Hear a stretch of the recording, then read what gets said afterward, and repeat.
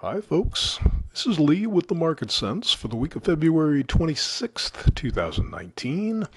The charts in this presentation are provided to us by the Trade Navigator software from Gettess. Use it every day. We're looking at the bond market here, and we have rolled to the June bond contract. The numbers I'll give you are from the June contract, and I'm sure you folks, especially up in the north, will be happy to talk about June. We have a very boring market here, and a boring market is very dangerous. So you can see they've done like nothing for the last few weeks and not a whole lot more beyond that. It's going to do something. They're going to blow out of there. It's a volatile situation, but they can lull you to sleep in the meantime. So we're kind of looking at resistance around 146.10 and support around 144.20, the two red lines. But they're dangerous because they could give way very easily.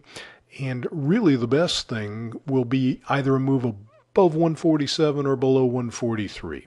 Until they do that, everything is just sort of nickel and dime type stuff. Not that it can't be profitable, but the big move won't occur until they're below 143 or above 147. And in the meantime, you're just sort of banging back and forth and hoping to grab a little bit before they blow out, and the risk is kind of large. But we are in June. The S&P here on a weekly basis is, of course, sort of amazing with this totally relentless move up. This is the first week. Well, they kind of did it back here, but it's maybe the second week in this whole move up where they have traded resistance first and seem to be backing off from that. Now, that is something. That's an indication to pay attention to. But they still haven't done anything with it. We've got support here to continue a strong trend up at 27.71, which they have not been down to yet.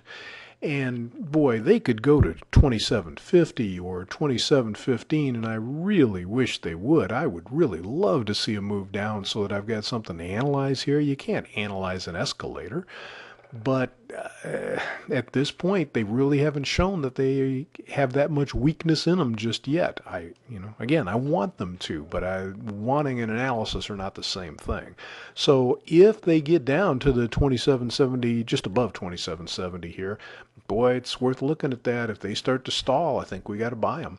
The one big negative, well, there's two big negatives. One is I really thought this needed to be tested. The way they just blew up off of there is rare, not never happens, but it's rare.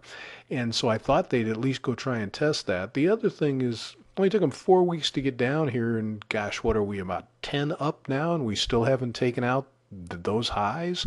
That's two rather weak indications from a market that looks ridiculously strong. So factor those two things in together and see what you think. But the resistance up here is around 28.08. They've been a little through it and come back down. Support 27.70. If they start to hold there, I think you got to buy them, because it's hard to look at this and not think that the immediate trend is up, right? So that's what we've got for you today. I hope you can find something profitable to get your